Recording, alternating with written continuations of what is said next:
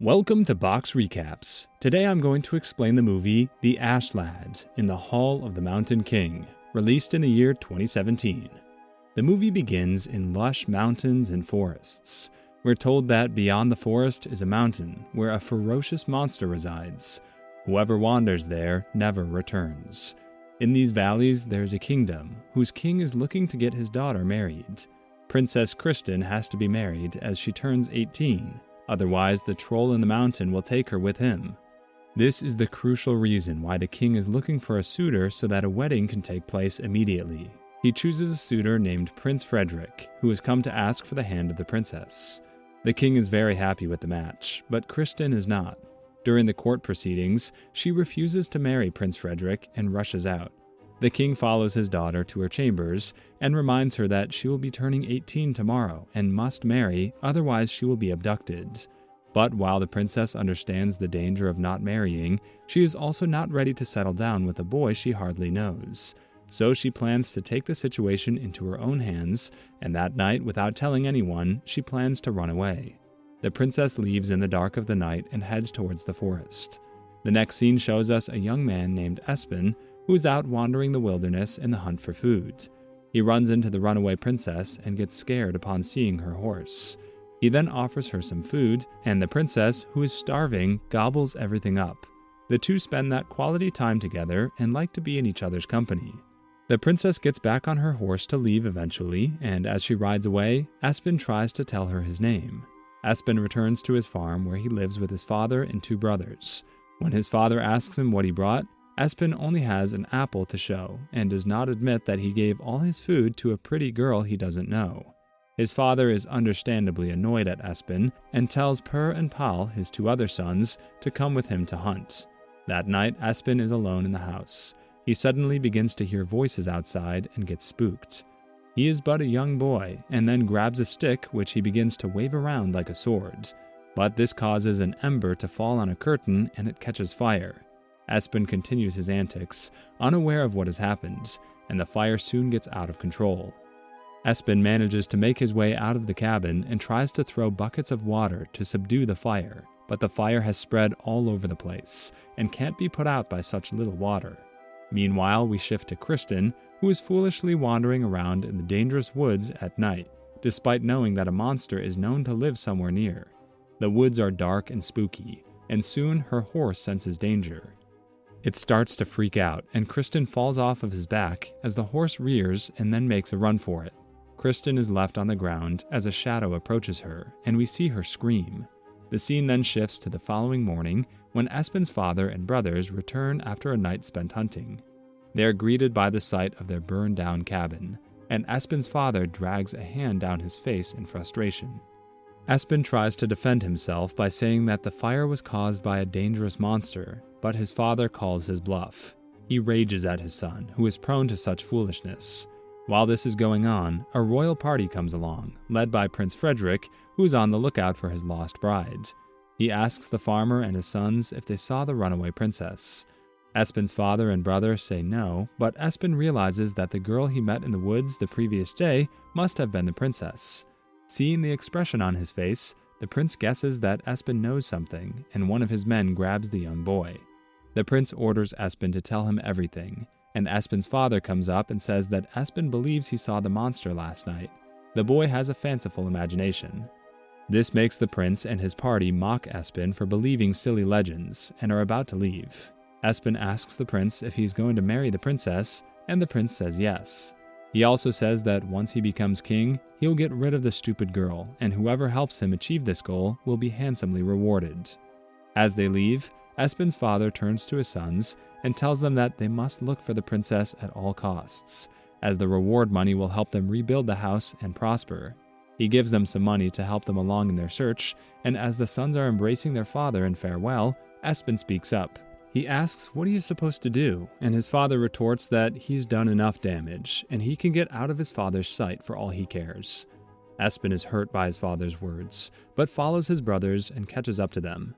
He tells them that he's coming along with them to find the princess, and his brothers accept his help. We are then shown a scene in a dark cave-like place where Kristen is. She looks around in horror as she realizes that she's been captured by the troll. We then shift back to Espen and his brothers, who are walking ahead. Espen spots a broken hand mirror in a bush and picks it up. He shows it to his brothers, who do not look impressed. As they continue, they hear the cries for help of a woman. Per and Pal do not stop to investigate, but Espen does. He follows the sound of the voice and eventually finds an old hag.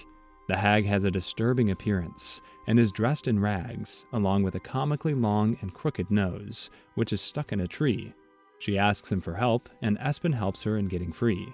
She then asks him what he is doing in the forest, and the boy admits that he's looking for a lost princess. This makes her say that the old prophecy has come true, and tells him that the princess must have been taken by the mountain troll. She tells him that the monster can be defeated with a sword, and when he asks her where the sword can be found, she tells him that the sword can be found in a lake. This lake is in the middle of the forest, and the woman gives him a map. Espen takes this and gets on his way to find the sword. Meanwhile, Per and Pal come across a basket which is filled with beautiful golden apples, which are so mesmerizing that they both eat them without any second thoughts. As they do, they're suddenly surrounded by lovely maidens who lead them to a nearby cave to offer rest and refreshments. The two boys go gladly. We shift back to Espen, who is trying to find the lake, and comes across a golden apple as well. And just like his brothers, he picks it up and bites into it without a thought. He then goes a little further ahead and is surprised to see Per and Pal dining like kings alongside the beautiful girls.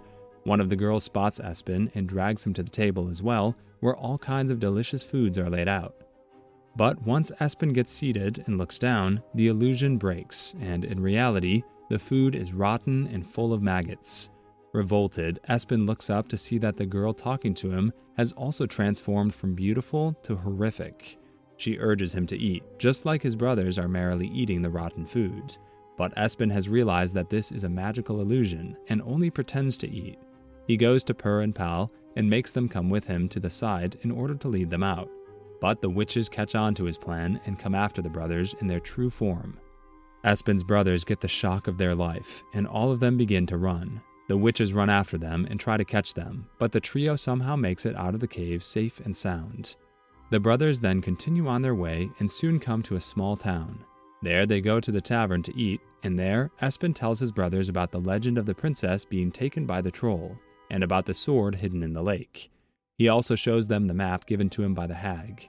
But as they're talking, Prince Frederick approaches them and, seeing them so far from their home, realizes that they must be after the princess as well. He asks them for any information they might have, and initially the brothers deny it. But when the prince drops a pouch of coins in front of them, Espen's older brother's resolve weakens, and he tells Espen to show the map to the prince. The prince turns to Espen, but Espen is unwilling to share the location of the sword. He picks up his bowl of food and thrusts it into the prince's face, and uses this distraction to make a run for it. His brothers run with him, and soon they lose the prince after crossing the river and climbing to higher ground. But soon the prince and his men catch up to them, and as they're on the edge of a cliff, the brothers have nowhere to turn to. But they decide that taking their chances by jumping into the river is better than being captured, and so all three of them jump and escape. After getting out of the water, Espen gets a lot of crap from his brother. Per also snatches the map away from Espen, and the trio continues on their search. Soon they near the lake, but the forest in this area is surrounded by thick fog. They try to navigate, but Espen is soon separated from Per and Pal. The brothers try to look for Espen, but are captured by Prince Frederick, who had followed them there. Meanwhile, Espen finds the lake all by himself and jumps in. There, he eventually finds the sword and retrieves it. Back on the ground, the fog has now dissipated, and Espen tries to do a few experimental swings with the sword. When he goes to find his brothers, he discovers they have been captured. He gets the idea to wear a bearskin to scare off the men and buy enough time to untie his brother. He goes ahead with the idea and charges at the men, but runs into one of the soldiers, which gets him caught. He is then tied up alongside Per and Pal. The next scene shows us that it is now nighttime, and the prince's men have set up camp and are preparing a meal. But attracted by the food, the troll discovers them. It is huge and extremely scary. A lot of the soldiers run away, and the prince, along with some of his men and Pal, are taken by the troll to the mountain. After they leave, Espen begins to tear up, blaming himself for putting his brother's life in danger. Per consoles Espen and tells him that together they're going to rescue Pal, along with the princess, and save their farm. Meanwhile, Frederick meets Kristen in the Troll's Mountain and pretends to have come there on his own to save her. Kristen is almost won over by his claims when Pal, who had overheard the prince's lies, shows himself and tells the princess the truth. He tells her that Frederick was captured and admitted that he only wanted to marry the princess for her title, and even plans on killing her later on. He then says that his brother found the sword to defeat the troll and will be coming for them soon enough. We then see Espen and Per, who are indeed on their way to rescue their brother and the princess. They have made their way to the troll's mountainous cave and entered it, but the cave is obviously very dark, its tunnels vast and confusing. Espen and his brother slowly make their way around, trying to make sense of where they are and how they can find Pal. Suddenly, they fall into a large hole, but are saved by Pal. The princess and Prince Frederick are with him as well. Kristen recognizes Espen and is very glad to see him there. Espen then says that they should stick together and try to find their way out quickly, as all the commotion could awaken the troll. They are about to start, but Frederick is too scared to even move around in trying to find his way out, showing how cowardly he really is. Leaving him behind, the group makes their way out, but the troll wakes up and comes to attack them. They are now on top of the mountain, and Espen tries to use the sword to attack the troll, but he is too powerful, and the sword soon falls out of Espen's hand when the troll hits him and ends up falling off of the edge. They're now unarmed, with nowhere to go, and the troll is getting angrier by the second. Per and Pal start to throw stones at the monster, trying to do something to get away. Espen then notices the sun about to rise in the distance and remembers the only thing he can use. He takes out the mirror he had found earlier and angles it so that the rising sun's rays will fall on the mirror. Using this, he reflects the light into the troll's eyes, blinding him long enough to make him not attack Espen. But a curious thing happens. The troll slowly starts to turn to stone as the sun rises fully. Sunlight was harmful to him, which is why he only hunted at night, and now the danger is averted. Espen and his brothers, along with Kristen, breathe in relief and make their way back to the castle. Espen and his brothers are presented to the king and queen, and Kristen follows behind. The king and queen are overjoyed to see their daughter safe and sound, and return to them, and give the brothers their well-deserved reward. Espen, Per, and Pal go back to their father, who greets them warmly, relieved at their return. Per and Pal tell him about Espen's courage, and how they would not be alive without him, and his father embraces Espen as well. All is forgiven. They use the reward money to rebuild their farm and turn their fortunes around. The movie ends with a traumatized Frederick wandering around the forest and coming upon a golden apple. He takes a bite and sees a witch disguised as a beautiful maiden. She beckons him, and he goes along with her, possibly to his death. Subscribe for more videos like this. Turn on the notification and leave a like to help the channel out. Thank you for watching.